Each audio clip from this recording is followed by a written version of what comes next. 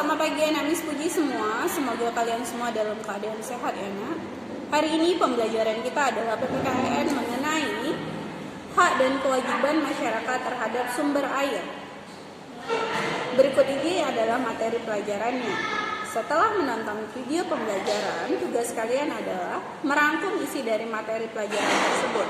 Isi materi pelajaran tersebut menjelaskan tentang bagaimana kewajiban kita dalam pemanfaatan sumber daya air, kemudian bagaimana hak-hak kita dalam pemanfaatan sumber daya air, dan yang terakhir adalah pelestarian lingkungannya. Artinya, apa-apa saja akibat yang dapat kita peroleh jika kita tidak dapat melestarikan lingkungan. Tulis hal tersebut di buku catatan PPKN ya, untuk sebagai tambahan materi kalian. Minggu depan kita akan melaksanakan ujian harian. Nanti batasan materinya akan Miss Puji berikan. Terima kasih untuk hari ini, tetap semangat semuanya dan selamat pagi. Mengidentifikasi hak dan kewajiban masyarakat terhadap sumber daya air.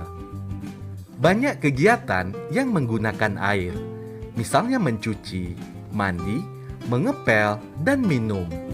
Hal tersebut merupakan hak masyarakat dalam memanfaatkan air. Selain hak, masyarakat juga memiliki kewajiban untuk tetap melestarikan ketersediaan air bersih. Berikut beberapa kewajiban masyarakat terhadap air. Yang pertama, mematikan keran air saat tidak digunakan. 2. Menanam pohon di pekarangan rumah. 3. Tidak membuang sampah ke selokan.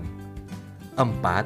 Mandi atau mencuci pakaian dengan air yang cukup. Dan yang kelima, tidak menebang pohon yang dapat mengganggu kelestarian air.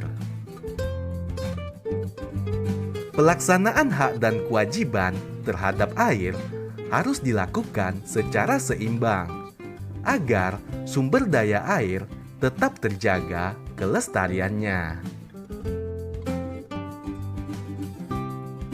Mengidentifikasi sikap persatuan dan kesatuan dalam melestarikan sumber daya alam.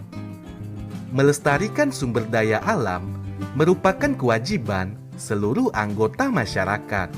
Hal ini wajib dilaksanakan bersama-sama dan saling menunjukkan sikap persatuan dan kesatuan. Dengan demikian, sumber daya alam tetap lestari dan bisa dimanfaatkan.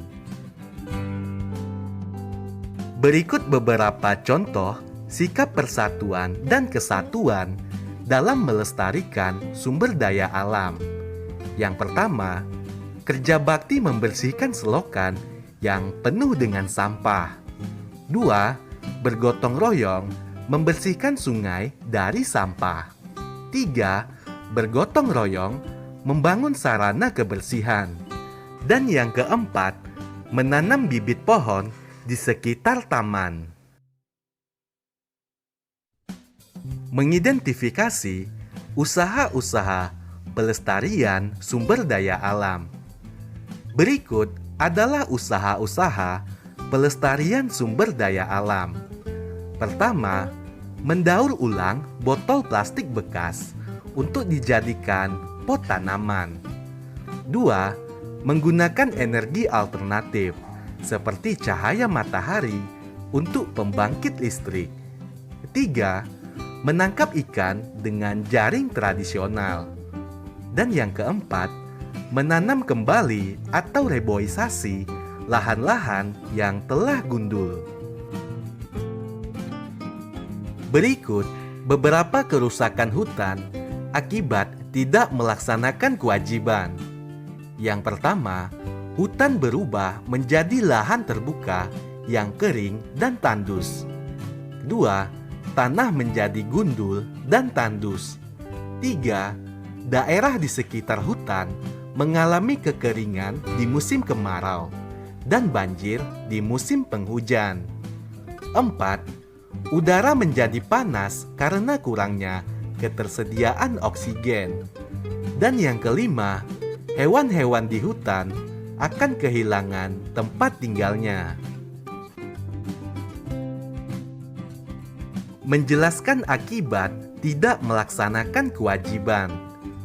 Menjaga sumber daya alam yang terdapat di lingkungan sekitar merupakan suatu kewajiban bagi setiap warga negara. Apabila kewajiban tersebut telah dipenuhi, maka kita pun dapat menerima hak untuk menikmati sumber daya alam tersebut.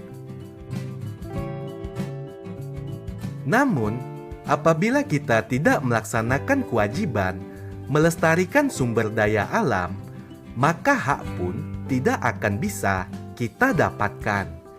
Misalnya, apabila kita membuang sampah ke sungai, maka sungai tersebut akan semakin menyempit karena sampah dan menyebabkan banjir. Contoh pelaksanaan hak dan kewajiban yang seimbang. Yang pertama, jika ingin sehat, kita harus menjaga kebersihan lingkungan tempat tinggal. 2. Jika ingin terhindar dari banjir, kita tidak boleh membuang sampah di sungai. 3. Jika kita menginginkan udara bersih, kita harus menanam pohon dan menjaga kelestarian pohon.